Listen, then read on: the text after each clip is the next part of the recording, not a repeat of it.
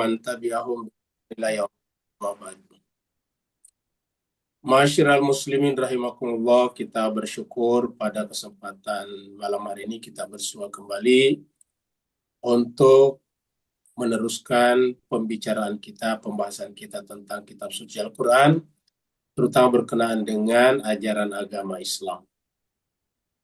Pada pertemuan kita malam ini, kita sudah sampaikan di pengumuman, kita mengangkat tema khusus, yaitu masalah haji dan kurban. Pertama, hari ini adalah tanggal 1 Mei, berarti tinggal tidak sampai 1 bulan lagi kita akan memasuki Idul Kurban, Hari Raya Idul Kurban. Kalau tidak salah, Hari Raya Idul Kurban itu jatuh sekitar tanggal 27 atau 28 Mei, jadi tinggal 28 hari lagi. Dan kita sebaiknya membicarakan lebih awal pembahasan haji dan kurban ini, karena kalau sudah pada saatnya sudah terlambat. Jadi oleh sebab itu, maka kita pada kesempatan kali ini membahas itu. Haji dan kurban adalah satu hal yang tidak bisa dipisahkan. Yang kedua, ada jemaah kita juga yang berhaji tahun ini. Yang pertama, Pak Andes dan istrinya Ibu Eli Sulastia sudah berangkat kalau tidak salah. Sedangkan yang kedua dari jemaah kita, ikhwan kita dari Malaysia, Pak Haji Ahmad, bersama dengan keluarga besarnya. Satu keluarga besar akan berangkat 1-2 hari ke depan. Oleh sebab itulah kita bahas ini sebagai semacam pembekalan bagi kita semuanya. Walaupun kita tidak sedang akan berhaji, pengetahuan haji ini sangat penting, paling tidak untuk nanti kalau kita berhaji, atau kalau kita yang sudah berhaji, mencoba memberikan kembali makna. Jadi memberikan kembali arti baru, makna baru terhadap peristiwa-peristiwa yang kita lakukan di dalam haji tersebut. Itulah sebabnya kita akan membahas tema ini. Jadi hari ini kita tidak membahas dulu surat Toha, surat yang ke-20. Kemudian nanti di akhir pertemuan kita ini, kita akan berdoa juga. Ada jemaah kita, jemaah tetap kita namanya Mbak Dewi Ratnasari, rajin ikut bersama dengan kita, yang ibunya dulu meninggal dunia, dan kalau tidak salah 1-2 hari ini masuk hari ke-40-nya.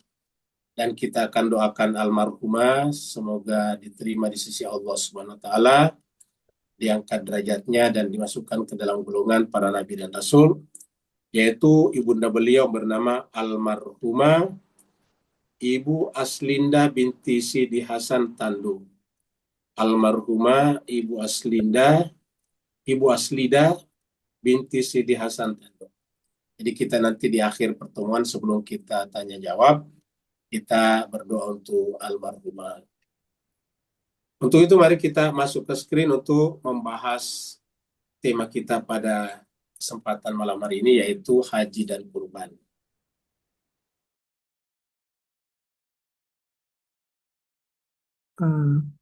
Suaranya Ustaz.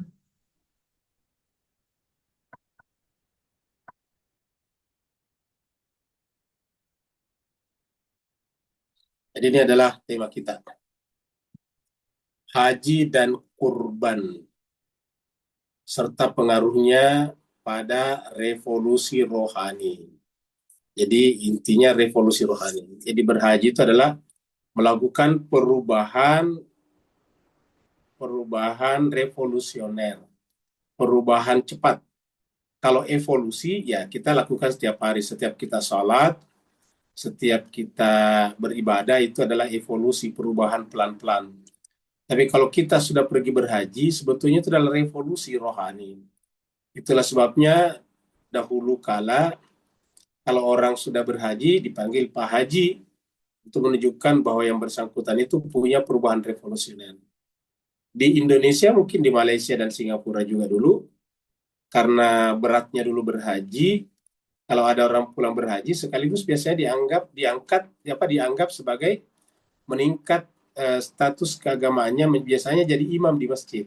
Jadi kalau di kampung saya, yaitu menjadi imam di masjid.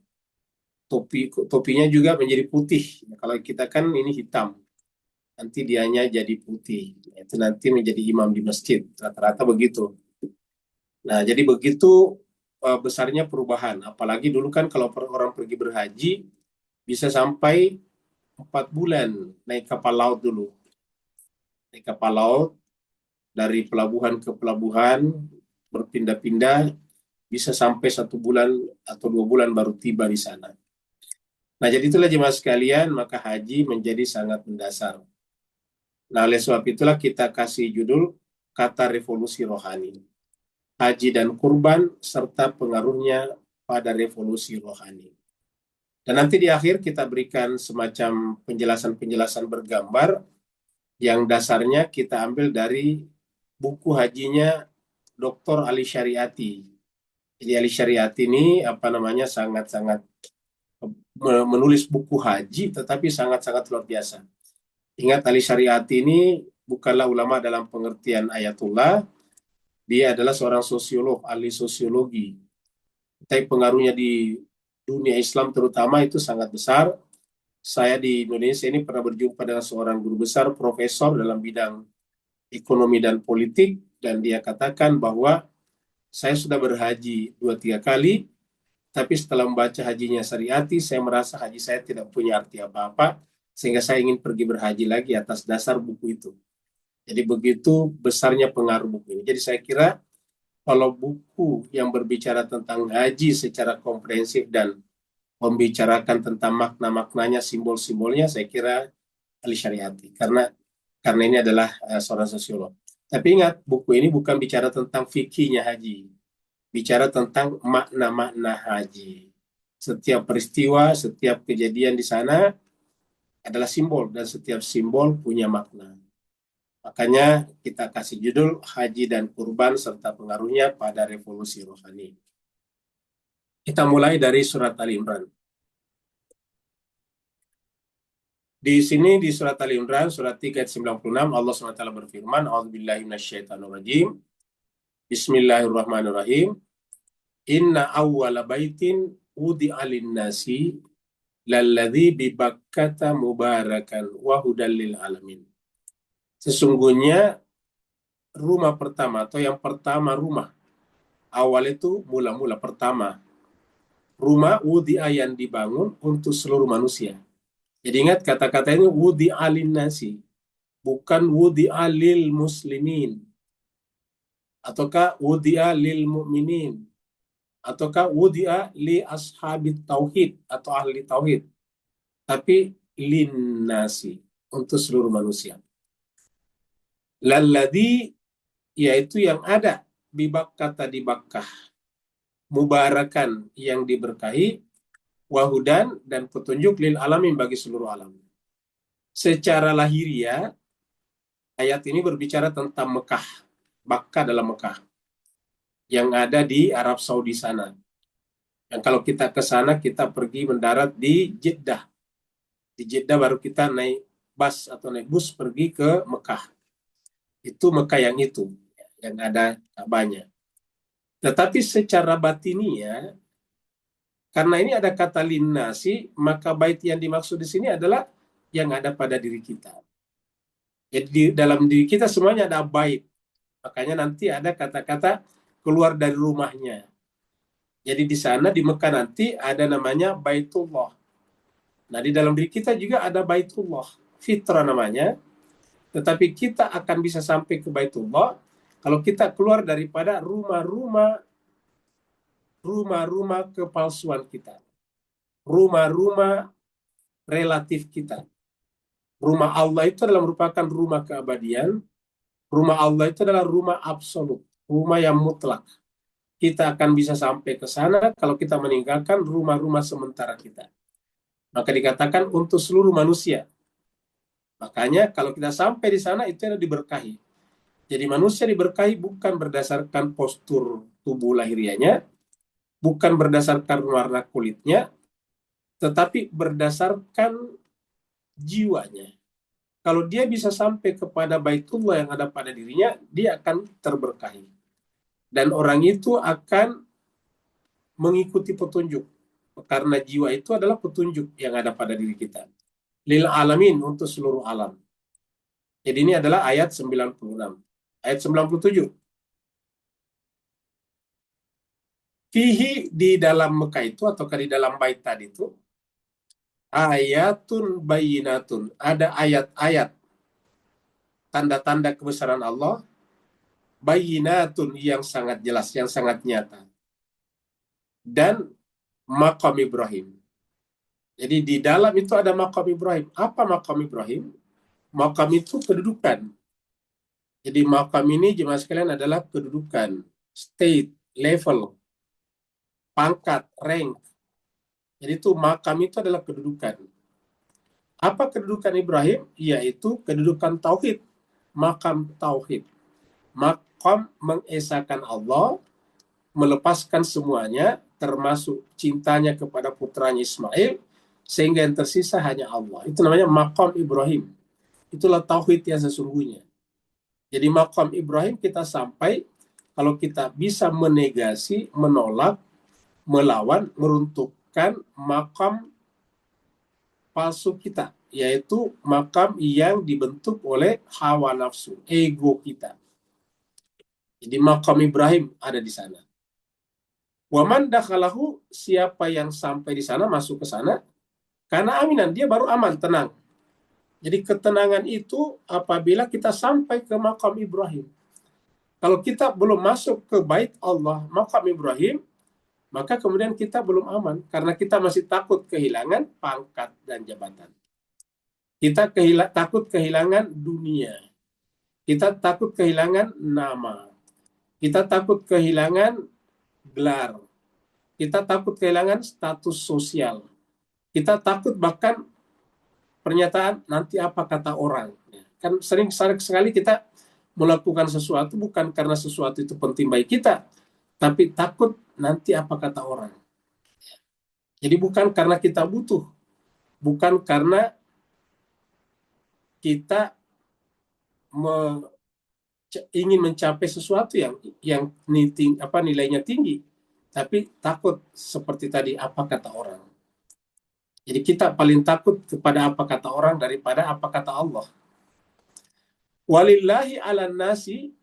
Nah, setelah berbicara tentang maqam Ibrahim dan aman kalau masuk kepadanya, ingat tentu ini ada lahiriahnya ya di Mekah sana.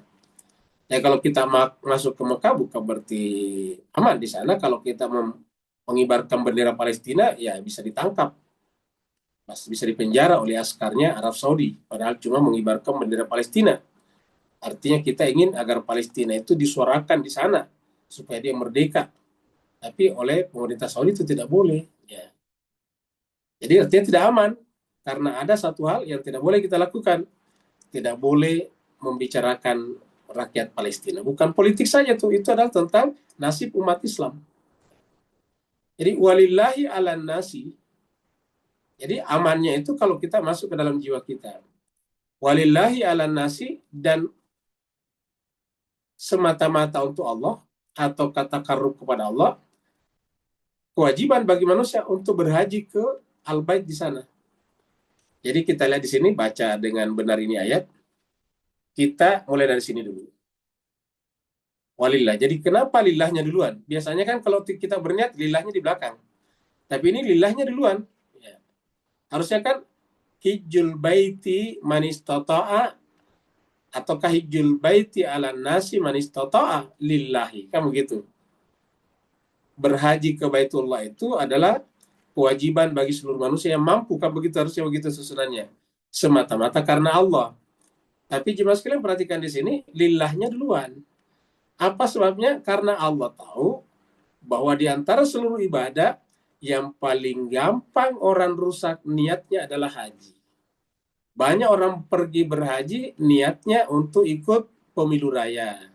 Supaya nanti di spanduk, di selebaran-selebaran yang diedarkan, kampanye-kampanye, dibertuliskan Haji Muhammad Rusdi Malik. Beda kalau ada hajinya dan tidak ada hajinya kalau politik. Jadi itu kalau sudah haji punya nilai politik. Nah, jadi dengan demikian niatnya apa? Niatnya untuk kepentingan politik, kepentingan pangkat dan jabatan. Ada juga niatnya ke sana untuk apa namanya? Untuk meningkatkan rezekinya. Katanya di sana ada tempat doa yang mustajab. Nah, dia pergi ke sana mustajab berdoa supaya bisnisnya lancar. Jadi niatnya bukan karena Allah. Ada juga yang ke sana hanya untuk sekedar traveling, kuliner, untuk menikmati makanan-makanan Timur Tengah. Jadi ada seperti itu juga. Ada juga yang ke sana bahkan hanya untuk cari jodoh. Katanya satu-satunya tempat yang ada tempat mencari jodohnya itu di sana. Ya, namanya Bukit Rahmah, Jabal Rahmah. Nah, sering kita dengarkan dulu saya tidak punya jodoh, begitu datang ke sana berdoa ada jodohnya. Nah, begitu. Jadi datang ke sana hanya untuk cari jodoh. Jadi apapun niatnya selain daripada Allah itu adalah niat pribadi, bukan untuk Allah, dan itu melahirkan patung di dalam diri kita, melahirkan berhala pada diri kita. Jadi kita pergi ke sana untuk kaya, ya untuk diri kita. Kita pergi ke sana untuk tinggi pangkat dan jabatannya untuk diri kita. Kita pergi ke sana untuk dapat jodoh untuk diri kita. Lalu untuk Allah apa? Nah, makanya didahulukan. Kalau orang berhaji, walillahi. Semata-mata karena Allah. Jadi kalau ingin berhaji atau berkurban, yang pertama diperbaiki adalah niatnya. Kalau berhaji mungkin tidak banyak di kita, tapi berkorban banyak. Jadi Bapak, Ibu, Tuan, dan Puan yang ingin berkorban, pada saat mengeluarkan uangnya untuk membeli kambing atau sapi atau domba, maka diniatkan untuk takarrub, kurbatan ilallah. Untuk mencari ridha Allah, mardatillah. Tidak melepaskan semua niat yang tidak ke sana. Misalnya berniat supaya disebut, oh Pak itu banyak korbannya. Oh Pak itu banyak rezekinya karena dia banyak kambing yang disembelih. Nah, semua niat-niat ini harus kita perbaiki. Niatnya lillah, semata-mata untuk Allah. Dan ini berlaku untuk seluruh manusia. Ya, begitulah juga dengan haji, hijjul bait. Jadi ada kata-kata hijjul bait. Hijjul berhaji ke Baitullah, rumah Allah. Jadi hijjul baiti, berhaji ke Baitullah. Manis tatoa, siapa yang mampu. Kata siapa yang mampu di sini. Ya, siapa mampu di sini artinya siapa yang bisa menempuh perjalanan itu. Kalau secara lahiriah, siapa yang bisa membayar ongkos haji. Siapa yang sehat tubuhnya untuk melaksanakan haji, itu manis totoa. Kalau di sana tidak perang, itu termasuk juga istitoah. Kalau perang tidak bisa orang ke sana, ya tidak istitoah namanya. Itu manis totoah. Tapi bagaimana kalau secara batin? Secara batin itu adalah siapa yang sudah berkeinginan, siapa yang sudah memulai perjalanannya, yaitu taubat. Istitoah itu kalau sudah taubat, maka dia baru bisa melakukan perjalanan ke Baitullah. Di pembahasan surat Toha kita sudah bahas. Di taubat baru kemudian ke sana. Mantaba wa amana wa amila salihan. Siapa yang bertaubat, kemudian beriman dan beramal soleh, summah tada, kemudian mengikuti petunjuk. Nah, itu. Kalau sudah itu berarti manis totoah. Kalau sudah taubat sudah istitoah. Sudah bisa ke sana. Karena kalau belum bertobat ya secara urut-urutan ya belum tepat. Karena kan urutannya harus bertobat dulu. Seperti mana kalau kita sholat ya berwudu dulu. Tidak boleh sholat kalau belum berwudu. Tidak boleh sholat dulu baru wudu. Terbalik. Urutan-urutannya wudu dulu baru sholat. Wudu itu bersuci. Taubat itu bersuci. Jadi kita harus bertaubat dulu baru ke sana. Nah, makanya di dalam Al-Quran itu dikatakan siapa yang keluar dari rumahnya. Kata-kata bait juga ini. Perhatikan kata-kata ini. Kata-kata al-bait di sini. Kita lihat di surat An-Nisa ayat 100. Kita lihat surat An-Nisa ayat 100. Ini dia. Ini surat An-Nisa surat 4 ayat 100 ini. Di sini ada kata-kata al-bait.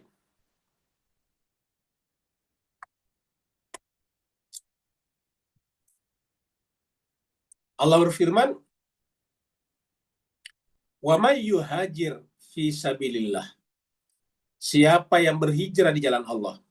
Berhijrah itu artinya bergerak. Hidup ini harus gerak. Jadi hidup ini tidak boleh statis. Tidak boleh berhenti. Hidup itu harus bergerak. Bergerak baik secara lahiriah, terutama secara batiniah. Kata bergerak secara batiniah adalah bergerak semakin baik, semakin baik.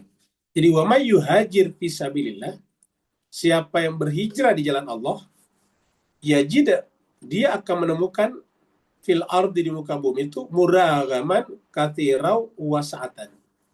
Dia akan menemukan muragaman, akomodasi, tempat yang banyak dan luas. Dia akan menemukan tempat-tempat hijrah yang banyak dan luas. Jadi ini yang pertama.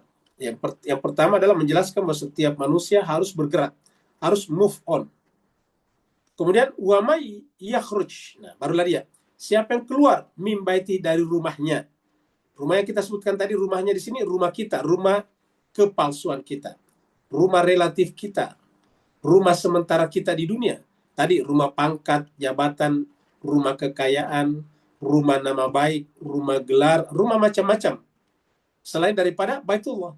Pokoknya selain daripada Baitullah, itu adalah rumah-rumah kepalsuan kita. Siapa yang keluar dari rumahnya, muhajiran, dalam keadaan berhijrah, maksudnya niatnya berhijrah. Berhijrah kemana? Ilallah. Jadi ingat, hijrahnya kepada Allah wa rasulihi. Ingat tadi ayatnya di surat Al-Imran, walillahi juga sama. Semata-mata untuk Allah. Muhajiran ilallahi. Niatnya berhijrah kepada Allah. Jadi yang berhaji ataupun yang berkorban, niatnya adalah muhajiran ilallahi wa rasulihi. Berhijrah kepada Allah dan Rasulnya. Kenapa dua disebutkan? Allah adalah zat yang paling tinggi, hakikat segala sesuatu. Sedangkan Rasul adalah manusia paling sempurna. Jadi kita bergerak kepada pusat, puncak eksistensi, dan kita berusaha menjadi manusia sempurna atau menjadi bagian dari manusia sempurna, yaitu Rasulullah.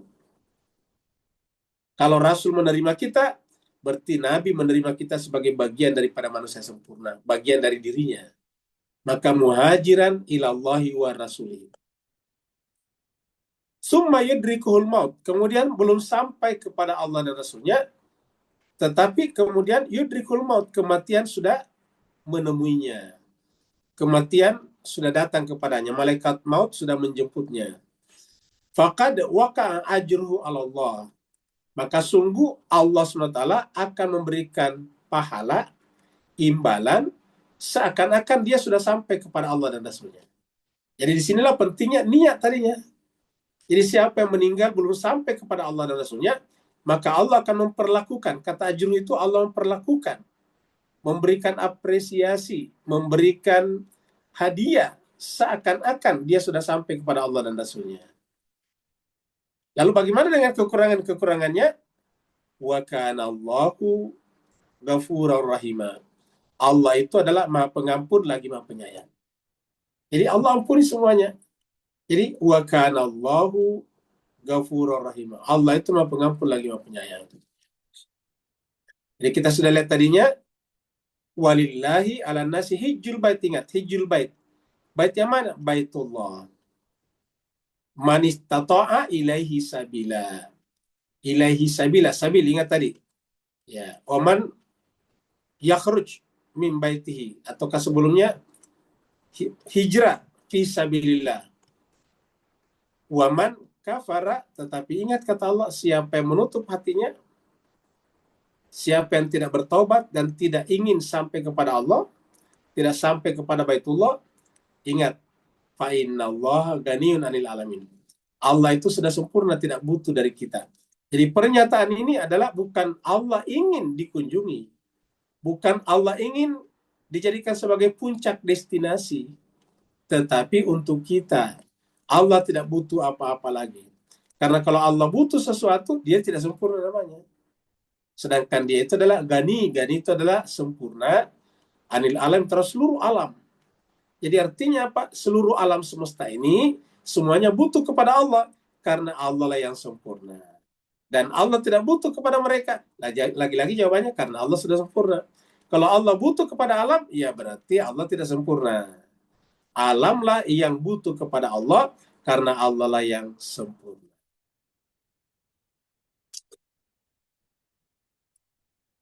Ini kita pindah ke surat Haji, surat yang ke-22, ayatnya 26. Ini pada saat Allah menempatkan Nabi Ibrahim di Mekah. Waiz bawana, dan ingatlah ketika bawana, kami memberikan tempat li Ibrahim kepada Nabi Ibrahim, makan sebuah tempat al-bait di sekitar Baitullah. Makan al-bait, tempat di Baitullah. Jadi bisa kita artikan bahwa Nabi Ibrahim itu telah mencapai Baitullah yang ada dalam jiwanya. Terbukti nanti bisa melakukan apa saja yang Allah perintahkan. Padahal yang Allah perintahkan itu berat. Kalau cuma sekedar salat kan gampang. Kalau kita salat tidak kehilangan apa-apa. Kita berpuasa tidak kehilangan apa-apa. Tapi kalau Nabi Ibrahim kehilangan apa-apa. Punya istri dan anak. Istri dan anaknya disuruh bawa pergi ke Mekah. Baru ditinggalkan. Oh, itu kan luar biasa pengorbanannya. Setelah datang kembali, anaknya, putranya sudah remaja, Ismail. Suruh sembelih pula. Itu kan luar biasa. Ya. Jadi makan al-bait. Allah tusyrik bi syai'a. Yaitu agar engkau tidak mempersekutukan aku dengan apapun juga. La tusyrik bi syai'. Jangan persekutukan. Jangan ada sesuatu dalam bait ini selain daripada Allah. Apapun yang ada dalam bait ini, bait Allah dalam diri kita, itu adalah syirik. Ada yang mengatakan bahwa syirik besar itu adalah menyembah patung, menyembah pohon-pohon, menyembah berhala-berhala. Kalau memang itu syirik besar, lalu mengapa iblis dikutuk sepanjang masa, rajim, padahal dia tidak menyembah patung. Iblis itu tidak menyembah patung. Iblis itu tidak menyembah pohon-pohon. Iblis tidak menyembah berhala. Lalu apa yang menyebabkan iblis dikutuk oleh Allah? Dijauhkan dari kesucian. Jawabannya sederhana, aku. Jawabannya ketika mengatakan aku kan lebih baik dari dia. Saya kan lebih baik dari dia. Ana khairum minhu. Jadi kalau begitu syirik terbesar apa? Yaitu ego. Ketika ada ego yang bertempat tinggal di dalam bait Allah pada jiwa kita. Itulah syirik terbesar sebetulnya. Jadi selama ini yang disebut dengan syirik besar itu sebetulnya terbalik. Ada mengatakan syirik besar itu menyembah kuburan, menyembah pohon-pohon. Syirik besar itu adalah aku. Ketika ada perasaan aku kan lebih bertauhid daripada kalian, nah itu adalah syirik besar. Justru menyembah pohon-pohon itu sebetulnya bisa dikategorikan syirik kecil.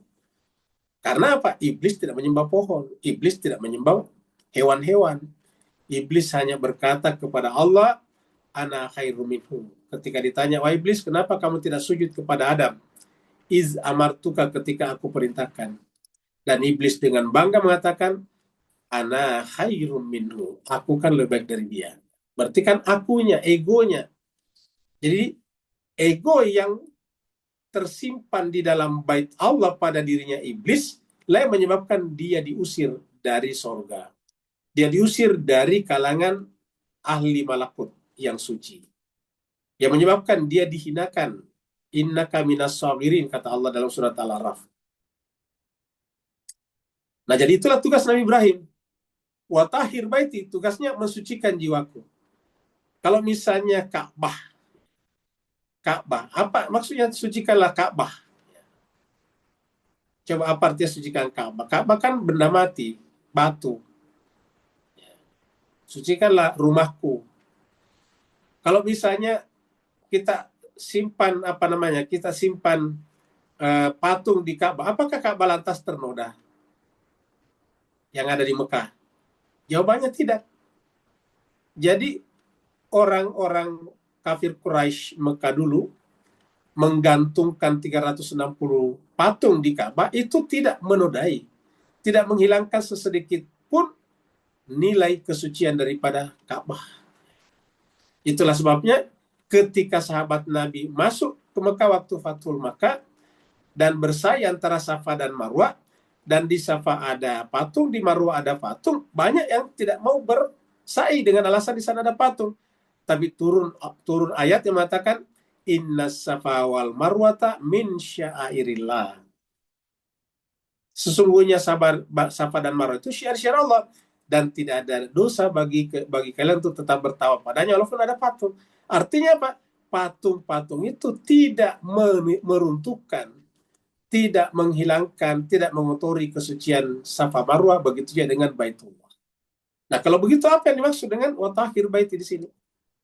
Yaitu yang ada pada diri kita. Wahai Ibrahim, sucikanlah rumahku yang ada pada dirimu. Litta'ifin, agar kalian termasuk orang-orang yang tawaf. Kalau jiwa kita sudah rusak, maka tawaf kita sudah rusak. Kenapa? Karena tawaf kita itu gerakan vertikal kita nantinya itu adalah hanya untuk mau disebut seperti iblis. Mau disebut sebagai orang paling soleh. Itu ta'ifin, yang tidak bersih baitnya. Wal qaimin, orang yang berdiri, orang yang beraktivitas. Kerja-kerjanya bukan untuk Allah, tapi untuk mendapatkan status-status sosial yang tinggi. Warukais sujud, bersosialisasi, sujud, dan menunjukkan penerimaan atas khalifah Allah di muka bumi. Artinya bisa saja orang itu mengaku menerima khalifah Allah di muka bumi, tapi sebetulnya kotor jiwanya, maka dia sebetulnya sujudnya palsu. Contohnya misalnya ahli Kufah yang bertanda tangan darah meminta Imam Hussein datang ke Kufah, tetapi mereka mengkhianatinya. Kenapa? Karena sujudnya itu ketika dia menulis itu adalah sujud palsu. Maka Allah mengatakan kepada Nabi Ibrahim, watahhir baiti lit-ta'ifina wal qa'imina war ruk'ais sujud. Jadi ingat, ini ayat 26 surat 22.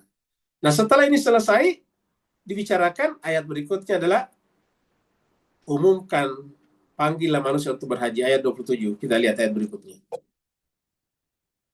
Ini ayat 27. Wa'adzin fin nasi bil haji. Wa'adzin, umumkanlah, panggillah seluruh manusia, umumkanlah di tengah-tengah manusia bil haji, untuk berhaji. Artinya apa? Berhaji itu punya dua makna. Berhaji pertama ke Mekah sana, itu adalah syariatnya, lahiriahnya. Sedangkan batiniahnya, tujuannya adalah pada diri kita. Apa itu haji? Haji itu artinya menunjukkan bahwa tidak ada argumen yang bisa mengalahkan keesaan Allah. Haji itu satu asal kata dengan hujjah. Jadi hati berhujjah. Ketika kita sudah sampai kepada Allah yang tunggal, tidak ada argumen yang bisa kita bangun, yang bisa kita buat untuk meruntuhkannya. Maka wa'azzin fin nasi bil hajj. Kira-kira kalau kita artikan secara bahasa argumentasi tadi, umumkanlah ke tengah-tengah manusia untuk membuat hujah untuk meniadakan Tuhan. Setiap hujah untuk meniadakan Tuhan atau untuk memperbanyak Tuhan, itu pasti runtuh dengan sendirinya. Ya tukan, niscaya mereka akan datang kepadamu. Jadi perhatikan, orang berhaji itu datang kepada siapa? Nabi Ibrahim. Jadi orang berhaji datang kepada Nabi Ibrahim. Jadi tujuannya orang datang ke sana adalah mendatangi Nabi Ibrahim. Nih, kaknya Nabi Ibrahim nih. Mu-nya di sini Nabi Ibrahim. Yang disebutkan di ayat sebelumnya tadi di atas. Kan tadi di atas kan Nabi Ibrahim disebutkan ini. Ya. Di sini disebutkan Nabi Ibrahim ini. Ibrahim. Tadi di sini disebutkan Ibrahim. Yang lain disebutkan lagi di sini. Ya.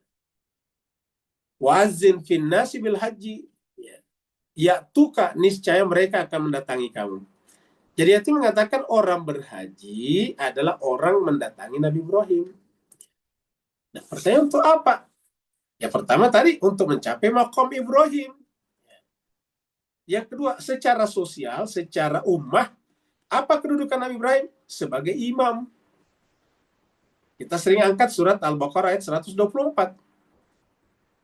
Di dalam Al-Baqarah 124 Allah berfirman, wa idzi betala Ibrahim rabbuhu bi kalimatin fatamahun.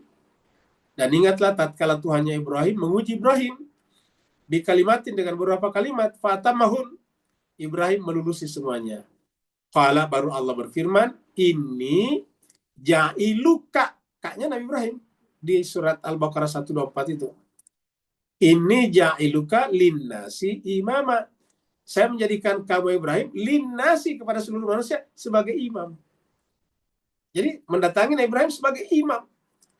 Tapi Nabi Ibrahim mengatakan, wa min dzurriyyati dan zuriatku.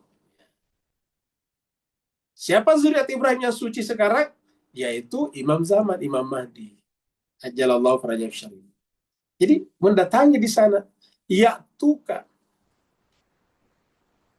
Rijalan dalam keadaan berjalan kaki. Wa ala kulli dhamirin. Dan dengan onta yang kurus. Apa artinya? Kalau kamu umumkan kepada manusia berhaji, mereka akan sedapat mungkin datang ke sana dengan berbagai macam cara yang paling minimal. Kalau dia dekat, dia berjalan kaki. Kalau dia jauh, dia akan menggunakan kendaraan ala kadarnya. Dulu kendaraan ala kadarnya apa? Yaitu kapal laut. Kapal uap. Lalu sekarang menjadi kapal terbang, pesawat. Rijalan ala kulli damirin. Ya'tina mereka akan datang min kulli fajjin amik. Dari berbagai macam penjuru dunia. Penjuru yang jauh. Nah, bisa kita artikan ini, mereka akan mendatangi kaum Ibrahim di dalam Baitullah yang ada pada dirinya, yang telah kamu sucikan itu dari berbagai macam keadaan dan kondisi. Ada yang menyembah akunya, ada yang menyembah pangkatnya, ada yang menyembah istrinya, ada yang menyembah suaminya, ada yang menyembah anaknya, ada yang menyembah orang tuanya, ada yang menyembah sekolahnya, macam-macam. Min kulli fajjin amik. Dari penjuru kehidupan yang jauh. Mereka semuanya akan datang kepada Nabi Ibrahim untuk menyatu dengannya di dalam Baitullah. Ini kita lihat hadisnya. Di antara amalan utama Haji Mabrur. Ini adalah ada hadis dari Abdullah ibnu Khubayshi Al-Khaz'ami. Jadi Al-Khubayshi Al-Khaz'ami.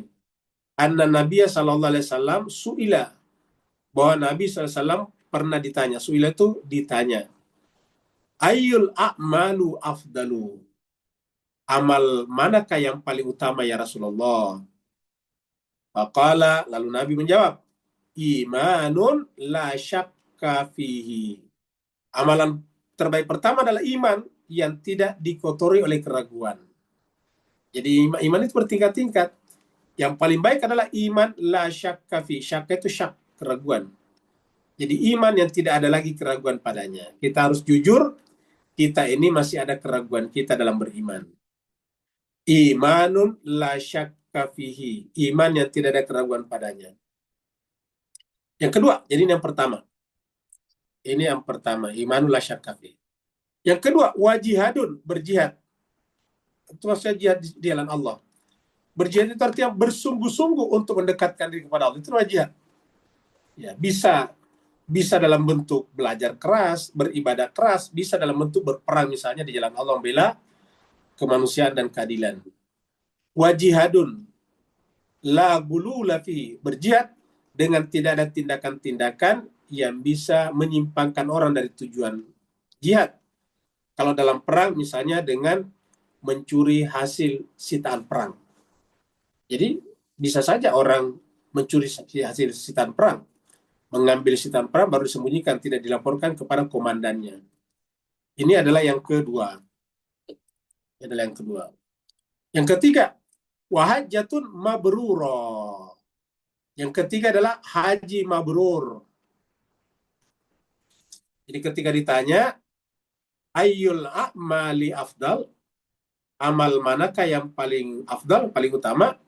Nabi menjawab, satu, iman la syakka fi. Yang kedua, jihadun la gulula fi. Yang ketiga adalah wahajjatum mabrurah, haji mabrur. Jadi ingat, bukan sembarang haji, tapi haji mabrurah. Apa itu mabrurah? Nanti kita bahas lagi, lihat ayatnya. Ingat kata mabrur. Kita angkat satu ayat hadis lagi. Mengiring haji dan umrah. Jadi sebaiknya haji dan umrah satu paket. Sini ada juga dari an Abdillah, an Asim, an Syaqiq, an Abdillah. Qala berkata, qala Rasulullah sallallahu alaihi wasallam, Rasulullah sallallahu alaihi wasallam bersabda berkata, tabi'u bainal haji wal umrati. Iringkanlah atau ikutilah haji dan umrah. Jadi haji dan umrah satu paket. Fa'innahuma, maka sungguhnya keduanya itu, haji dan umrah, yanfiyanil faqra waz zunuba. Yanfiyan itu dari kata nafi, menafikan, menolak. Al-faqra, kefakiran dan dosa. Jadi haji dan umrah adalah menolak kefakiran dan dosa. Kenapa cuma sekalian? Karena aslinya secara ekonomi kalau kita berhaji kan harusnya uang berkurang. Kalau di Indonesia sekarang haji kalau tidak salah berapa puluh juta gitu, 50-60 juta ya. Lupa. Jadi kalau dia pergi satu orang ya uangnya hilang segitu. Mungkin sampai 100 juta kalau dengan uang belanjanya segala. Tapi Allah mengatakan justru yang terjadi adalah menghilangkan kefakiran. Jadi fa'innahuma yanfiyanil faqra wadh-dhunub, akan menolak, menghilangkan kefakiran dan dosa. Jadi menghilangkan kefakiran dan dosa. Kefakiran itu adalah kemiskinan parah dan dosa. Kama yanfiyal kiru khabatha al-khadidi wal-dhahabi wal-fiddah. Sebagaimana yanfiya, sama tadi sini, sebagaimana yanfiyal kir, sebagaimana pandai besi bisa membersihkan khabasa, kotoran-kotoran dari besi, kotoran-kotoran dari adzhab, emas, kotoran-kotoran dari perak.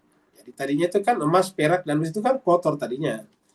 Kalau besi tadinya banyak karatnya, emas juga begitu banyak kotorannya, tapi setelah diolah oleh pandai besi semuanya menjadi mengkilap, kinclong. Walaisa lil hajjatil mabrura, dan tidak ada yang pantas bagi haji mabrur sawab pahala dunal jannah, kecuali daripada surga. Jadi kita lihat di situ jemaah sekalian. Jadi tentang haji dan umroh tadi, lalu kemudian tidak ada pahala yang pantas bagi haji mabrur kecuali surga. Jadi haji mabrur adalah surga.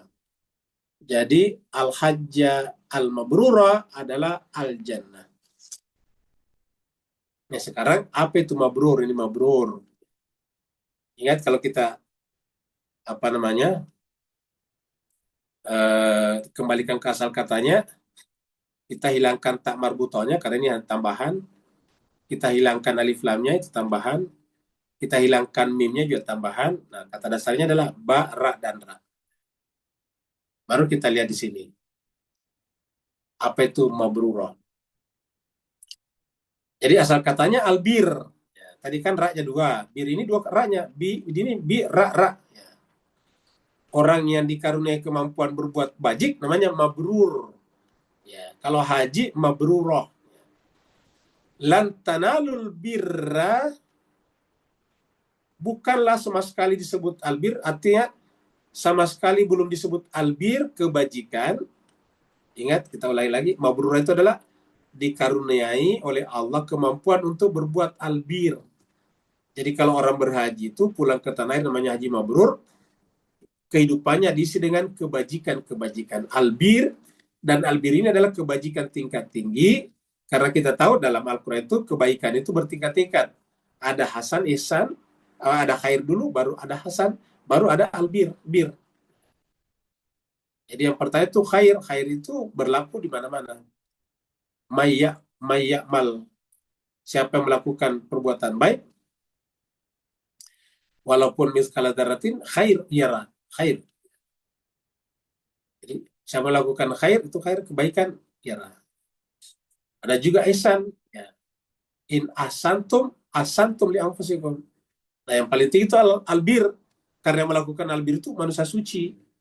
Makanya kalau kita lihat nanti ayat-ayat albir dan pelakunya al-abror itu adalah orang-orang dekat Nabi. Jadi al-abror artinya. Lan tanalul bir, bukanlah albir namanya, hatta tunfiku, sampai kalian mampu, tunfiku menginfakkan, membelanjakan, mimma sebagian dari apa yang Allah berikan kepada kalian, tuhibun yang kalian cintai. Jadi yang namanya albir adalah bisa mengeluarkan apa yang kita cintai di jalan Allah. Jadi menggunakan talan itu sama sekali belum, ini penyangkalan. Benar-benar belum dikatakan albir sampai kalian mampu membelanjakan di jalan Allah apa yang kalian sukai, apa yang kalian cintai. Wa ma tunfiqu min syai', dan apa saja yang kalian nafkahkan, belanjakan di jalan Allah, fa innallah, sungguhnya Allah bihi alim, Allah Maha mengetahuinya. Jadi tidak sia-sia. Nah, baru kita lihat sini. Al-abrar, innal abrara yashrabuna min ka'sin kana mizajuha kafura. Sungguhnya namanya al-abrar, al-abrar artinya yang berbuat baik, kebajikan tadi. Sungguhnya al-abrar, orang-orang yang berbuat baik itu, ingat, orang yang berbuat baik namanya al-abrar, yang dikaruniai kemampuan berbuat baik namanya mabrur. Innal abrara, sungguhnya al-abrar itu yashrabuna, mereka minum, min ka'sin, dengan menggunakan gelas, karena mizaju kafura, yang campurannya adalah kafura. Siapakah ini? Aina yashrabu biha, itu adalah mata air. Jadi tempat minumnya tadi al-abrar adalah mata air. Yashrabu biha, yang minum juga padanya ibadullah, hamba-hamba Allah. Jadi Bapak Ibu saya lihat sini, kalau begitu al-abrar itu tinggi sekali ya. Jadi ibadullah minum pada cawan airnya. Aina yashrabu biha ibadullah yufajjirunaha tafjira, yang memancar selama-lamanya, memancar terus-menerus. Yufajjirunaha tafjira. Dan kita lihat yang memancarkan cahaya hikmah sampai sekarang adalah Nabi dan keluarganya, terutama Imam Ali. Sampai sekarang yang banyak dikutip tentang hikmah-hikmahnya adalah Sayyidina Ali bin Abi Thalib karramallahu wajhah. Terutama bisa kita baca di dalam Nahjul Balaghahnya. Jadi kalau kita membaca postingan-postingan yang paling banyak dikutip itu pasti dari Imam Ali. Kenapa? Yufajjiruna tafjira, memancar terus-menerus. Nah, sekarang juga sekalian bahagia, apa buktinya orang itu melakukan albir ataukah mabrur atau mabrura? Yas'alunaka 'anil ahillah. Mereka, ini surat Al-Baqarah ayat 189. Mereka bertanya kepada Muhammad tentang ahillah, hilal. Hilal itu perubahan bulan sabit sedikit demi sedikit setiap malam. Qul, katakanlah, jawablah, hiya mawaqitul linnasi wal haji. Katakanlah bahwa hilal itu adalah mawaqit, tanda-tanda waktu, penentu waktu. Jadi penentu waktu linnasi, bagi manusia, wal haj, dan haji. Jadi ingat, penentu waktu, dan di sini sebutkan haji. Ketemu haji lagi di sini. Karena haji lah nantinya yang bisa menjadi albir. Ini perhatikan, muncul kata albir di sini nih. Wal haj, baru muncul albir di sini. Al-mabrur tadi, mabrura. Setelah bicara haji di sini, walaisal bir, dan bukanlah albir namanya, bi antaktul buyuta min zuhuriha, apabila kalian memasuki buyut, rumah. Buyut ini jamak, tadi bukan bait. Kalau tadi kan bait, ini buyut.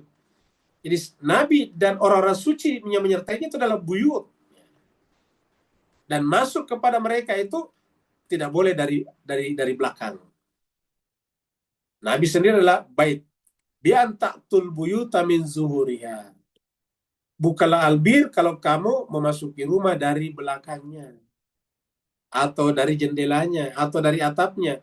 Walakin albir, akan tetapi albir ini muncul lagi di sini, albir sudah 2 kali di sini ya. Kaitannya dengan haji, manittaqa, hanya untuk orang bertakwa. Jadi hanya untuk orang bertakwa. Nah, jadi yang bisa berbuat bir orang bertakwa, karena haji itu dilakukan oleh orang bertakwa. Bukan berhaji baru bertakwa, tapi bertakwa dulu baru berhaji. Nah, makanya waqtul buyuta min abwabiha. Maka datangilah rumah-rumah itu dari pintu-pintunya. Waqtul buyuta min abwabiha. Jadi masuklah ke rumah itu melalui pintu-pintunya. Nabi mengatakan, ana madinatul ilm, saya adalah kotanya ilmu, wa aliyun babuha, dan Ali adalah pintunya, maka hendaklah masuk melalui pintunya bagi mereka yang masuk ke rumah itu tersebut, ke kota tersebut.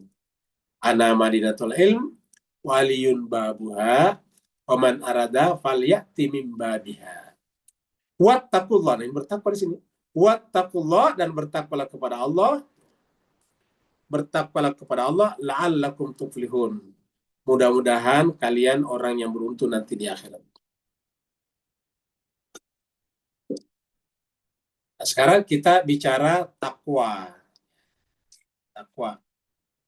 Jadi takwa itu adalah modal. Ya. Di sini katakan al-hajju asyuru ma'lumat. Haji itu adalah beberapa bulan yang ditentukan. Jadi bulan haji itu ada 3. Syawal, Zulqaidah, Zulhijjah, itu bulan haji. Jadi al-hajju asyuru ma'lumat. Haji itu beberapa bulan yang ditentukan. Faman farada fihinnal hajjah, siapa yang sudah meniatkan diri untuk berhaji, berarti sudah akan berangkat haji, fala rafasa, terutama kalau sudah sampai di mikat, maka tidak boleh lagi rafas. Tidak boleh bercampur dengan keluarganya, suami istrinya. Bahkan tidak boleh berkata-kata yang bisa ke arah itu. Wala fusuka, tidak boleh berbuat fasik. Berbuat fasik itu misalnya menggibah orang, membunuh makhluk-makhluk. Wala jidala fil haji, dan tidak boleh bertengkar. Tidak boleh bertengkar. Kenapa ada kata-kata ini? Karena di sana kan kita berjumpa dengan jutaan orang yang kita tidak berkenalan sebelumnya, kita tidak kenal. Sama-sama orang Indonesia kita tidak kenal. Sama-sama Asia Tenggara kita tidak kenal. Apalagi seluruh dunia. Kita tidak pernah berjumpa sebelumnya, orang dari Afrika, orang dari Amerika, orang dari mana-mana. Maka berjumpa dengan mereka tidak boleh bertengkar. Ya, saling memberi jalan yang paling baik. Wala jidala fil haji. Tidak boleh bertengkar di dalam haji. Wa ma taf'alu min khairin, apa saja yang kalian perbuat dalam bentuk kebaikan, ya'lamuhullah, Allah pasti tahu. Wa tazawwadu, kalau ingin berhaji, berbekallah. Wa tazawwadu, berbekallah. Fa inna khairaz zadi taqwa, karena sungguhnya sebaik-baik bekal adalah takwa. Jadi kalau berhaji itu takwa dulu bekalnya nih. Zadi itu adalah bekal. Dan inilah khair. Sebaik-baik bekal adalah takwa. Wattaquni ya ulil albab, dan bertakwalah kepadaku ya ulil albab. Di mana kita dapatkan takwa ini? Di bulan Ramadan. La'allakum tattaqun. Ya ayyuhalladzina amanu kutiba alaikumus syiyam kama kutiba alal ladzina min qablikum la'allakum tattaqun. Jadi puasa itu supaya bertakwa. Kita lihat ayat berikut ini. Surat Haji 37 juga berbicara tentang korban. Itu juga takwa juga di sini. Takwa. Lan yanalallaha luhumha. Jadi haji dan kurban sama. Lan yanalallaha luhumha. Sama sekali tidak akan sampai kepada Allah luhumha, dagingnya itu hewan kurban. Wala dimauha, juga darahnya. Walakin akan tetapi yanaluhu taqwa minkum. Yang sampai kepada Allah adalah takwa di antara kalian. Jadi yang sampai bukan darahnya, dagingnya. Jadi Bapak, Ibu, Tuan, dan Puan yang ingin berkurban pun juga harus begitu, perbaiki niat. Yaitu mendekatkan diri kepada Allah, karena takwa itu adalah mendekatkan diri kepada Allah terus-menerus. Kadzalika sakhkharaha lakum. Begitulah dia Allah memudahkan bagi kalian hewan ternak itu untuk disembelih, litukabbirullah, agar kalian hanya membesarkan Allah. Karena kalau kalian membesarkan bukan Allah, kalian sama dengan hewan ternak itu. Hewan ternak itu Allah mudahkan untuk kalian sembelih, karena kalau tidak, kita bisa menjadi hewan ternak. Kalau tidak membesarkan Allah di dalam jiwa tadinya, di dalam Baitullah tadi. Iblis tadi membesarkan akunya, ana khairum minhu. Maka tujuannya adalah litukabbirullah, supaya kalian membesarkan, mengagungkan Allah ala ma hadakum, atas hidayah yang Allah berikan kepada kalian. Yaitu Allah berikan kepada kita akal pikiran. Hewan ternak tidak. Wa basyiril muhsinin, dan berikanlah kabar gembira kepada orang yang berbuat baik. Wa basyiril muhsinin. Nah, jadi cuma sekali sebagai di sini kita lihat ketemunya antara haji, kurban dan sebagainya, yaitu al-abrar dan albir dan mabrur. Nah, sekarang kita ingin ringkaskan tadi. Ini agak padat saya terangkan Pak ya, karena ini adalah diringkas. Jadi coba lihat ini gambarnya. Jadi kita judulnya Haji, Manifesto Revolusi dan Drama Penciptaan. Manifesto Revolusioner dan Drama Penciptaan.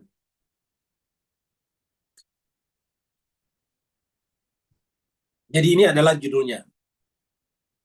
Nah, haji itu ada 2 tahap. Tahap pertama adalah mulai dari miqat sampai masuk ke sini, tawaf di sini. Nanti sa'i di antara Safa dan Marwah. Ya, ini satu paket. Nah, di sini umrah hanya sampai di sini. Jadi umrah sampai di sini. Kalau haji, startnya dari sini nih. Jadi sebetulnya umrah nih, makanya tadi katakan iringkanlah umrah dan haji. Karena umrah di sini nih. Umrah itu adalah berhenti di miqat. Di sana kita buka semua pakaian kita, karena pakaian kita itu sebetulnya menutupi hakikat diri kita. Kalau kita lihat hakikat diri kita seperti ini. Seperti hewan-hewan seperti ini, hewan buas. Makanya miqat itu apa? Transformasi kita, transformasi eksistensi kita dari alam dunia kepada alam samawi, dari manusia biasa menjadi manusia Muhammadi, dan kematian ego. Ya, jadi miqat itu mematikan ego kita. Karena ego kita itu seperti ini. Setelah itu kita hilangkan, baru menjadilah ini. Jadilah ini jemaah sekalian. Makanya kan Imam Ja'far pernah ditanya, kalau seandainya engkau melihat orang tawaf, banyak orang yang masih begini nih. Kelihatannya orang tapi kepalanya harimau, rubah dan sebagainya. Tikus ini, kami sapi di sini ada kayak gini. Nah, sekarang kita transformasi ke sini. Nah, barulah bisa diterima di sisi Allah, tawaf di sini. Nah, jadi dengan demikian Mas sebagai ini adalah Hijr Ismail. Tempatnya Hajar di situ nantinya. Nah, jadi niatnya apa? Niatnya sebagai transfer eksistensial. Nah, setelah selesai di sini, kita pergi ke Arafah. Startnya dari sini nih. Pergi ke Arafah di sini nih. Di Arafah. Jadi disebut dengan istilah trilogi kesadaran, yaitu perjalanan menuju kesempurnaan. Nah, jadi di sini dimulai di sini nih. Ini pintunya nih. Pergi ke Arafah. Apa itu Arafah? Arafah itu adalah dari kata Arafah Arif itu mengenal, mengetahui, ilmu dan realisme di sini. Jadi Arafah itu mengenal. Dan mengenal siapa? Mengenal segala sesuatunya untuk mengenal Allah. Maka yang disebut dengan Arafah atau Irfan adalah berilmu tetapi ilmunya sampai kepada Allah. Namanya Irfan. Kalau ilmunya belum sampai kepada Allah, ya itu belum Irfan namanya. Baru burhan saja. Jadi harus sampai kepada Allah. Makanya dilakukan di siang hari. Karena Arafah itu mengenal dia. Allah itu bagaikan matahari terang benderang. Makanya Allah itu sebetulnya tidak perlu definisikan. Karena terang benderang seperti mana di siang hari, matahari nggak perlu dijelaskan. Nggak perlu dijelaskan. Makanya Arafah itu di siang hari. Setelah selesai di sini, baru pergi ke Masyaril Haram atau ke Musdalifah kalau di Indonesia. Di Indonesia, mungkin di Malaysia juga, Singapura, terkenal istilah Musdalifah. Kalau di Al-Quran itu Masyaril Haram. Kapan mulainya? Malam hari. Jadi setelah salat maghrib isya di sini, berjalan menuju ke Masyaril Haram. Di sana, mabit sampai fajar. Sini. Apa yang dilakukan di sini? Memungut senjata. Nah, jadi setelah ma'rifah, memungut senjata. Jadi orang Islam itu tidak boleh hanya berhenti di Sidratul Muntaha atau berhenti di Gunung Tursina. Dia harus mempersiapkan senjata. Batu-batu dikumpulkan di sini. Jadi Bapak Ibu sekalian, tuan dan puan yang sudah pernah berhaji atau yang akan berhaji tapi sudah mempelajari manasiknya, di Masyaril Haram kita mengumpulkan batu-batu. Kita mengumpulkan batu-batu di sana. Batu-batunya itu adalah setiap melempar itu satu jumrah adalah 7. 3 jumrah berarti 3 kali 7, 21 selama 3 hari. Kecuali hari pertama itu adalah satu saja, jumrah Aqabah. Nah, jadi kumpulkan di sini. Setelah itu ini yang kedua. Yang ketiga baru pergi ke Mina. Jadi kalau Masyaril Haram itu adalah kesadaran dan insight ini, Masyaril Haram adalah kesadaran, membangun kesadaran. Kesadaran itu adalah kita bangun di tengah-tengah kegelapan dunia ini. Kesadaran itu bagaikan rembulan di malam hari. Baru kemudian kita pindah ke Mina. Mina apa itu? Cinta dan iman. Cinta itu dibuktikan dengan melakukan perlawanan terhadap yang merusak cinta. Merusak cinta manusia. Maka kemudian sampai ke Mina yang dilakukan adalah melempar jumroh. Melempar jumroh di sini ada trinitas penindasan. Ya, jadi simbolkan dengan yang paling besar itu namanya jumroh Aqabah adalah Fir'aun. Ibaratnya Fir'aun. Sedangkan jumrah wusta tengah adalah Qarun. Kemudian jumrah ula yang pertama adalah Bal'am. Jumrah yang paling kecil. Jadi jumrahnya ada 3. Ibaratkan Fir'aun, Qarun, dan Bal'am. Kalau pada zamannya Musa. Fir'aun itu siapa? Tirani politik. Lihatlah sekarang di dunia. Siapa yang merusak dunia ini? Amerika, kekuatan politik Amerika. Kalau Amerika tidak ada nih, dunia pasti aman. Karena Amerika itu adalah negaranya orang yang hidup dari menjual senjata. Dan senjata supaya laku, pabriknya bisa berjalan, harus ada perang. Kalau tidak ada perang, tidak ada permintaan senjata. Fir'aun. Yang kedua adalah Qarun. Qarun itu siapa? Qarun itu adalah Zionisme, kapitalisme itu. Ya. Jadi kita lihat sini perpaduan. Ini adalah ibarat Amerika sekarang, ini adalah Israel sekarang. Israel itu adalah Zionis. Zionis itu adalah kumpulan orang-orang yang oligark dunia, yang kita sebut dengan Zionisme Yahudi dan non-Yahudi. Kemudian Balaam, siapa itu Balaam? Nah, penindasan ini terjadi oleh dua ini apabila ada agamawan yang berdiam diri. Ada agamawan yang bersuara, yang tidak bersuara.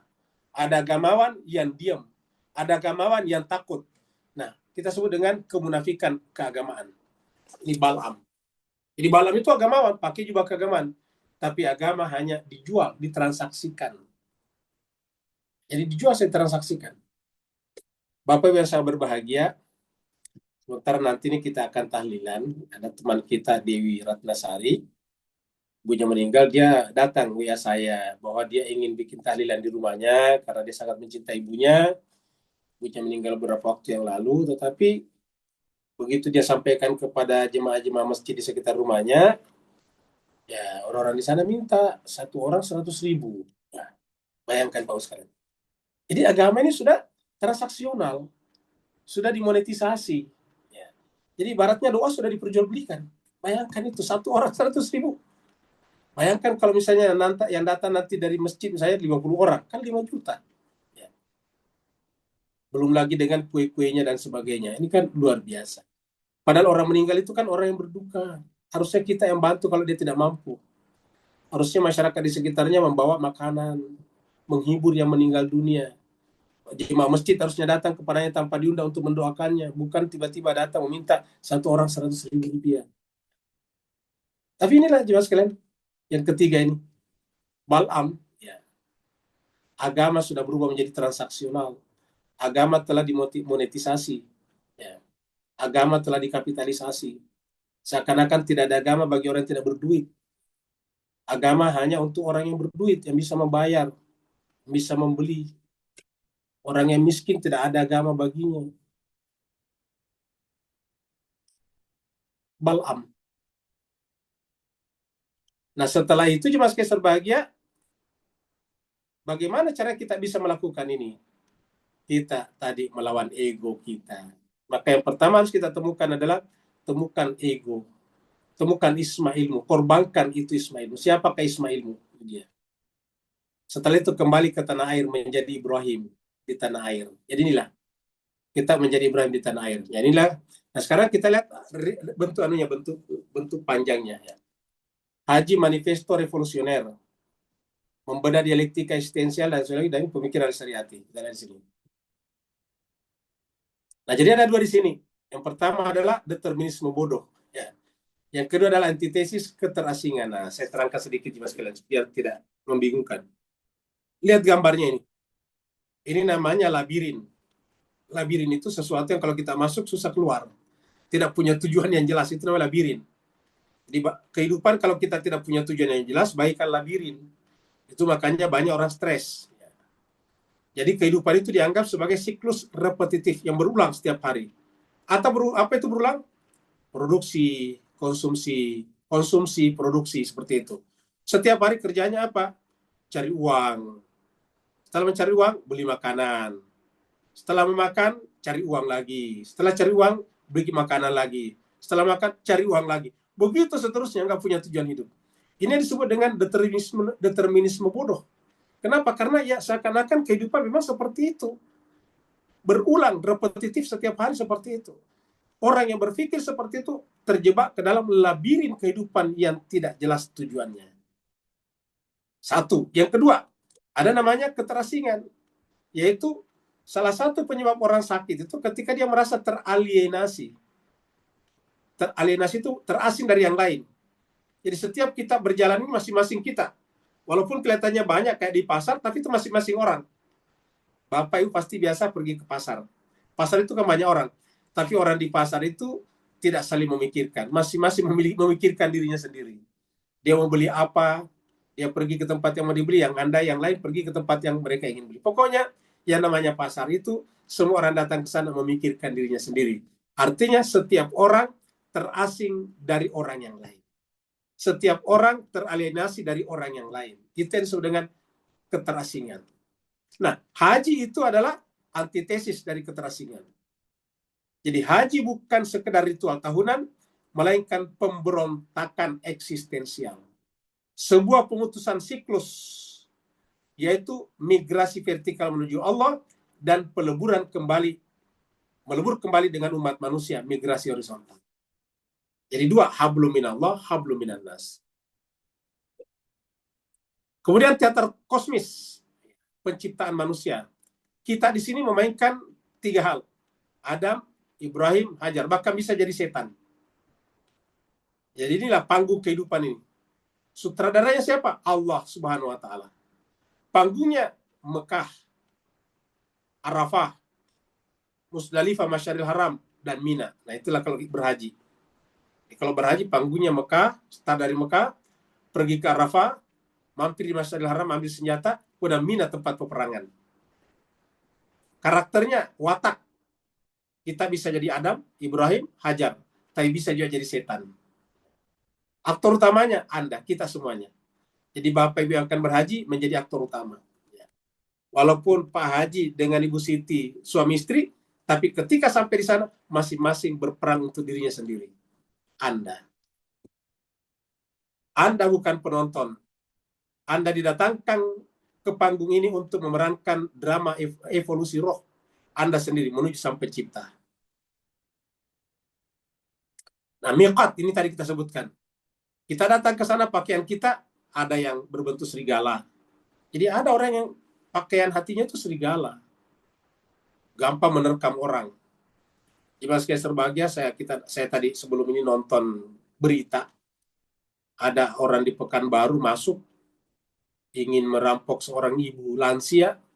Ya, diam-diam dia simpan balok di belakang tangannya, bicara di depan, tiba-tiba dia pukul orang ibu itu dengan balok. Coba lihat. Itu artinya apa? Orang itu adalah serigala. Kemudian perempuan yang membujuk ibu namanya rubah. Serigala itu penindasan, kekejaman. Sedangkan rubah tipu daya, manipulasi. Kemudian ada juga bajunya tikus, licik dan pencuri, koruptor. Ada juga domba, tunduk, pasrah. Ya, tidak mau melakukan perlawanan atau tidak mau terlibat di dalam gerakan kemanusiaan. Dia seperti domba, diperbudak. Dibesarkan, di-fattening untuk disembelih. Itu domba. Nah, mayoritas orang berada di posisi ini. Kalau penguasa terutama di Amerika sana seperti di sini. Kalau di luar Amerika seperti ini. Kalau di luar Amerika Eropa seperti ini. Nah, seperti itulah. Pakaian sehari-hari adalah penipuan yang menyembunyikan status, kelas, dan karakter hewani Anda. Di miqat mengenakan kafan, pakaian kafan. Atau ihram berarti mendeklarasikan kematian ego. Ingat. Jadi pada saat kita di miqat membuka seluruh pakaian ini, pakaian serigala, pakaian rubah, pakaian tikus, dan pakaian domba kita, lalu kemudian kita memakai ihram. Apa itu ihram? Adalah pakaian kematian ego, pakaian kafan. Inilah dia jemaah sekalian berbahagia. Matinya aku, lahirnya kita. Jadi kalau pada saat kita miqat ini, matinya ego aku dan lahirnya kita. Kita tidak lagi seperti orang di pasar, aku, tetapi kita. Kalau umat itu bicaranya kita. Jadi Palestina itu adalah bagian dari kita. Bukan dia dan bukan aku, tetapi Palestina adalah kita. Venezuela adalah kita. Setiap orang tertindas adalah kita. Kemudian ini dia, Ka'bah. Jadi Ka'bah itu 4 persegi dengan 6 sisi. Jadi ingat, Ka'bah itu seperti ini, bentuk kubus, mewakili 6 arah dalam ruang. Jadi sini, sini, sini, dan sini. Mengarah utara, selatan, timur, dan barat. Kemudian atas dan bawah. Jadi 6 sisi. Ya. Tapi isinya apa? Kosong. Isinya tidak ada kekosongan. Ya. Tidak ada patung, tidak ada seni, tidak ada pahlawan di dalamnya. Yang ada adalah Allah. Itu namanya Baitullah. Di dalamnya tidak ada patung, tidak ada seni, karya seni, tidak ada pahlawan di sana. Di dalamnya hanyalah Allah. Namanya Baitullah. Jadi kita bisa sampai kepada Allah kalau kita mulai dari kekosongan. Meniadakan, menafikan. Dan itu disebut dengan fana.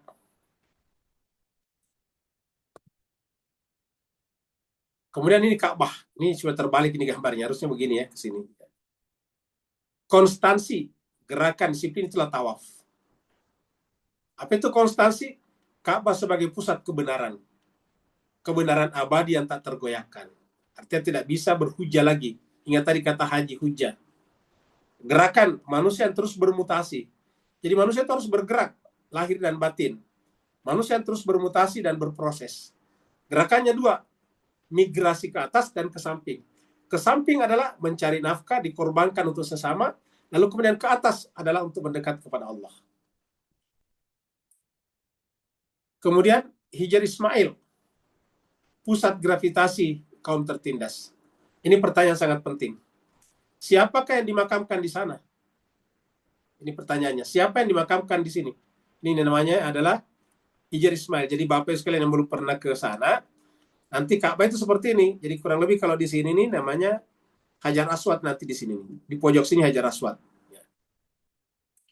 Maka nanti di sini adalah Hijar Ismail. Cuma ini panahnya terbalik ini ya. Ini harusnya ke sana.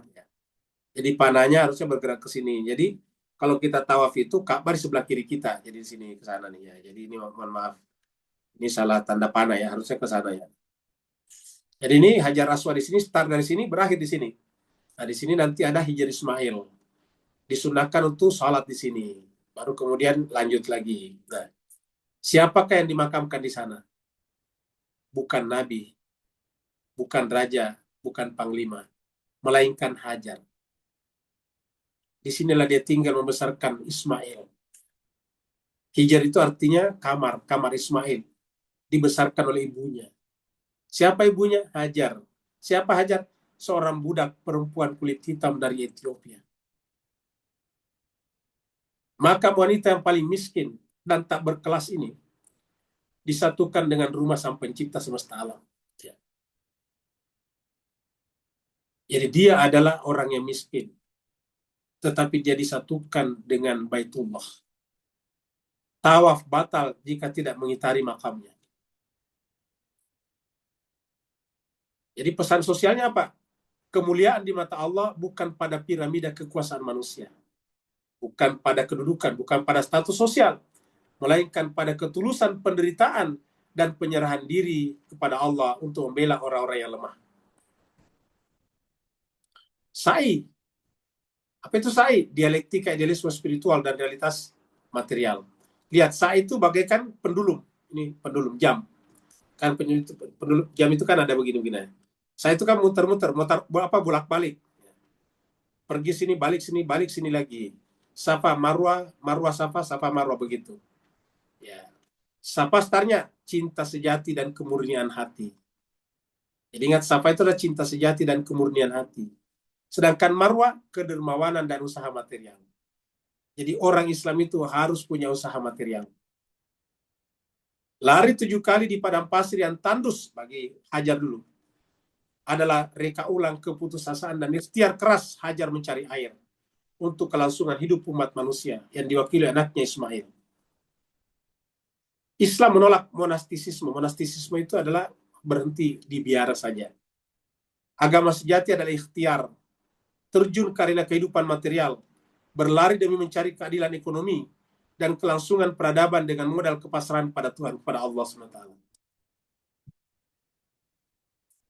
Paradoks Haji Akbar meninggalkan rumahnya. Setelah menanya itu dengan Ka'bah, perintah selanjutnya adalah tinggalkan Ka'bah. Setelah kita dari Ka'bah, tadi kita sudah lihat, baru start dari Arafah, Masyaril Haram, Mina. Kenapa begitu? Karena Tuhan tidak terbatas dalam ruang geometri bangunan. Seperti mana Nabi tidak berhenti pada Baitul Makmur di Sidratul Muntaha. Seperti Nabi Musa tidak berhenti di Gunung Tursina. Seperti kata Mullah Sadra tidak berhenti pada bersama di dalam Allah bersama Allah. Tapi harus turun lagi ke makhluk bersama Allah. Berputar-putar di tengah makhluk bersama dengan Allah. Jadi seperti ini. Perjalanan spiritual sejati baru dimulai setelah Anda meninggalkan rasa aman. Epistemologi perjalanan, 3 stasiun evolusi. Arafah, Masyaril Haram, Mina. Ini 3 tadi sudah kita bahas ya. Jadi ini pembahasan-pembahasannya di sini. Kemudian ini tadi Jamarat, 3 besar. Fir'aun, tirani politik. Qarun, eksploitasi ekonomi. Bal'am, kemunafikan beragama. Melempar jumrah bukanlah melempar batu ke ruang kosong.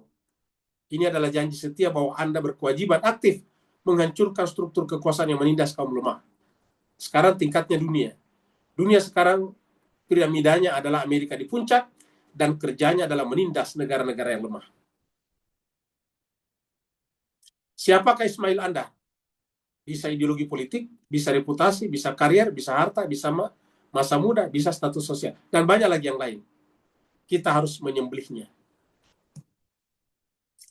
2 wajah agama memilih paradigma. Ini adalah kesimpulan. Jadi kesimpulannya pada malam hari ini, kita akhirnya menemukan melalui haji dan kurban ada 2 wajah agama.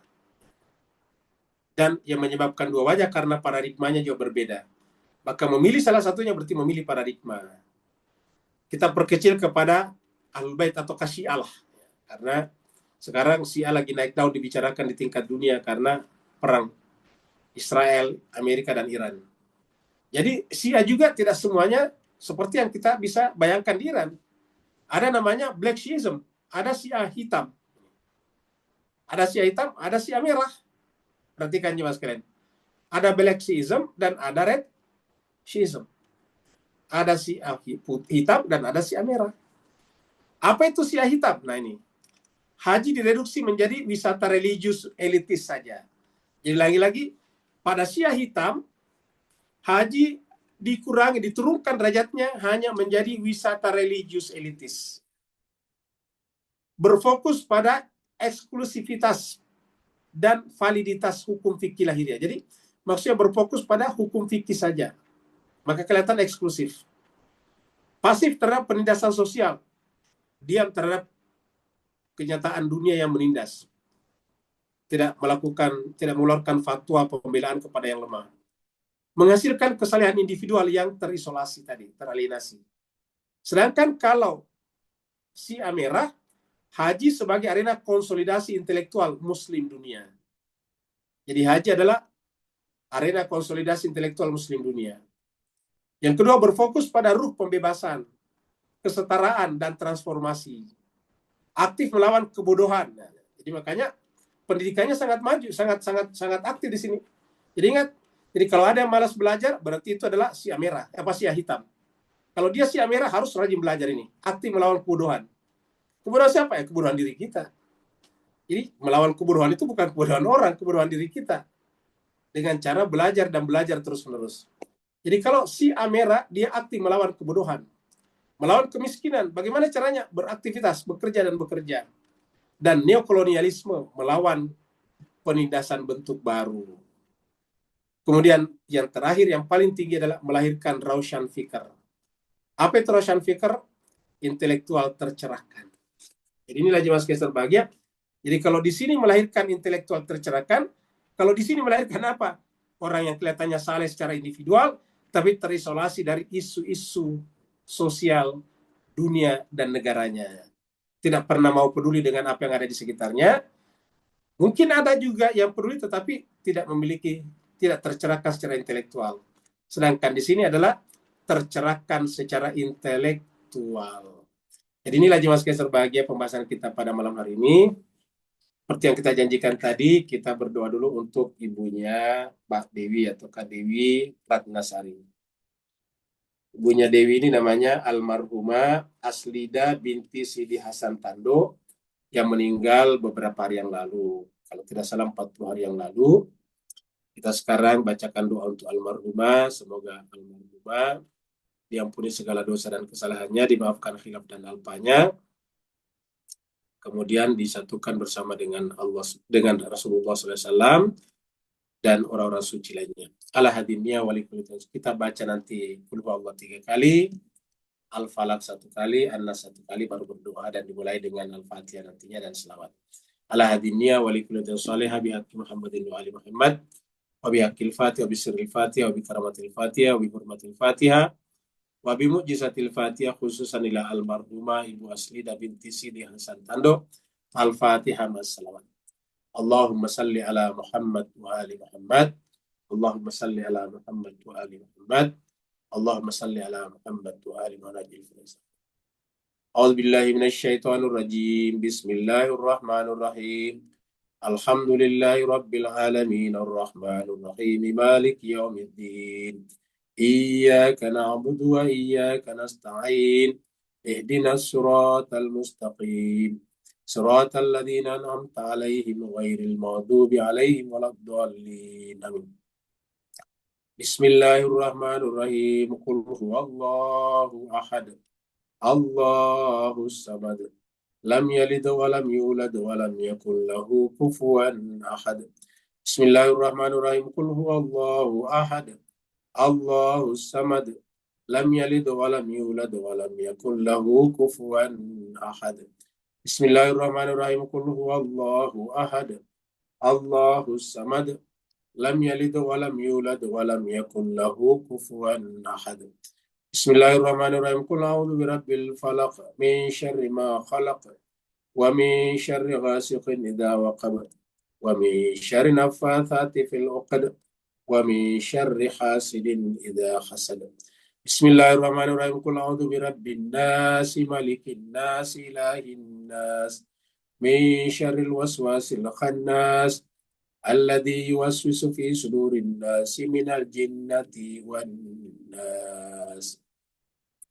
Bismillahirrahmanirrahim. Alhamdulillahirabbil alamin hamdan syakirin hamdan na'imin hamdan yuafi ni'amahu wa yukafi mazida. Ya Rabbana lakal hamdu kama yanbaghi li jalali wajhikal karim wa azimi sultanik. Allahumma salli ala Muhammadin wa ala ali Muhammad.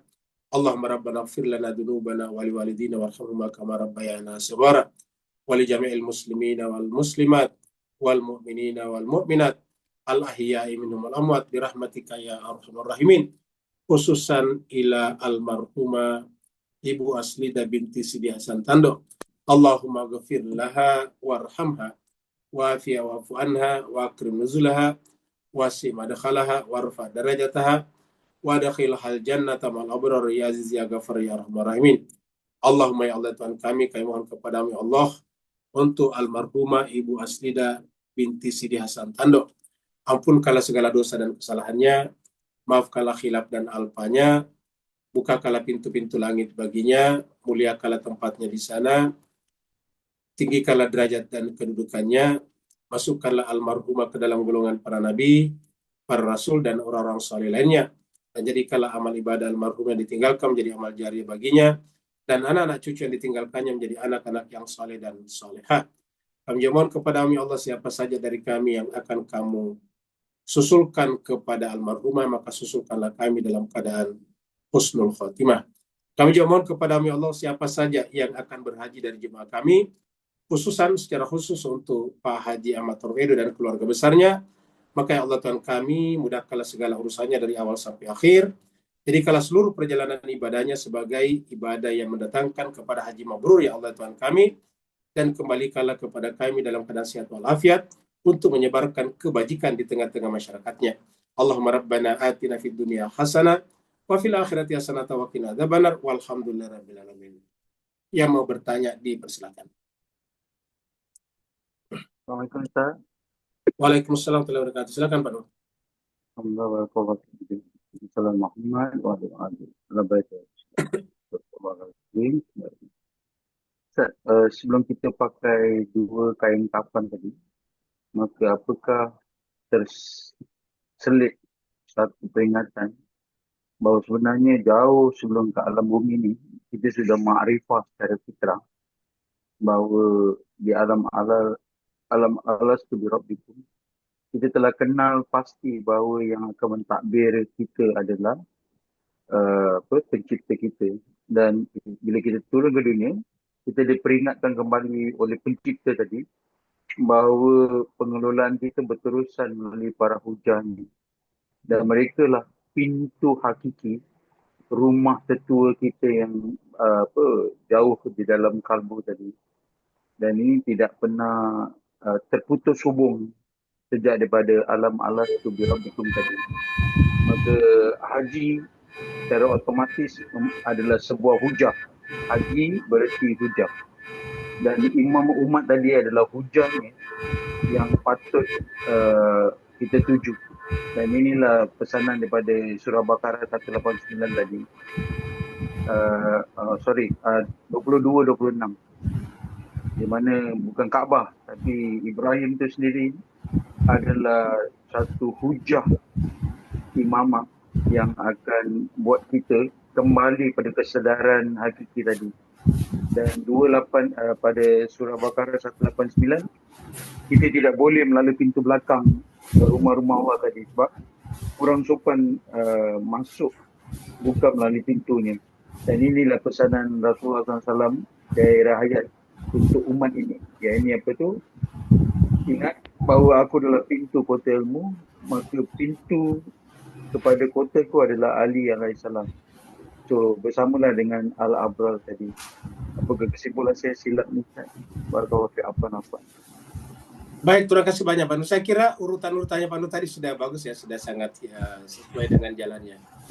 Jadi kita mulai dari awal bahwa kita lahir ini kan lahir dalam keadaan suci. Suci di sini bukan berarti kosong, tetapi suci itu ada, tetapi tidak terkotori oleh apapun juga. Yang ada itu adalah Dia, Allah. Makanya pada saat kita akan diciptakan, untuk menunjukkan keberadaan Dia bersama kita, dimulai dengan pertanyaan kepada kita. Alastu birabbikum itu, apakah aku ini Tuhanmu? Dan ketika kita mengatakan bala, berarti kita mengapprove, kita mengafirmasi bahwa memang Tuhan, aku ini adalah rumah. Seperti itulah. Artinya engkau ada dalam diriku. Bala, kan kita mengatakan bala, syahidana. Benar kami bersaksi.